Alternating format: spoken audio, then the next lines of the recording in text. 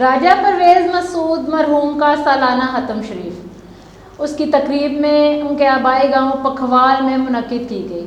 دعائیہ تقریب میں ان کے عزیز و اقارب اور سیاسی اور سماجی کاروباری شخصیات کے علاوہ اہل علاقہ اور کثیر تعداد نے شرکت کی۔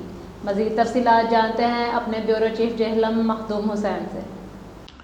جی بالکل، سابق چیئرمین یونین کونسل چک خاصا ٹالیاں والا راجہ کامران حیات کے بہنوئی راجہ عامر اور راجہ احسن کے والد محترم اور راجہ توقیر احمد خان ایڈوکیٹ سابق صدر ڈسٹرکٹ بار ایسوسی ایشن کے ماموں راجہ پرویز مسعود مرحوم کی سالانہ دعائیہ تقریب ان کے آبائی گاؤں پکھوال میں ان کی رہائش گاہ پر منعقد کی گئی۔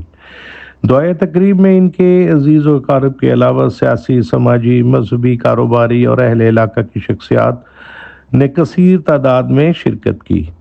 تقریب کا آغاز تلاوت کلام پاک سے کیا گیا۔ نعت رسول مقبول صلی اللہ علیہ وآلہ وسلم عثمان علی اور سیف الملوک کھرالہ کے نامور نعت خوان راجہ صغیر احمد نے پیش کی۔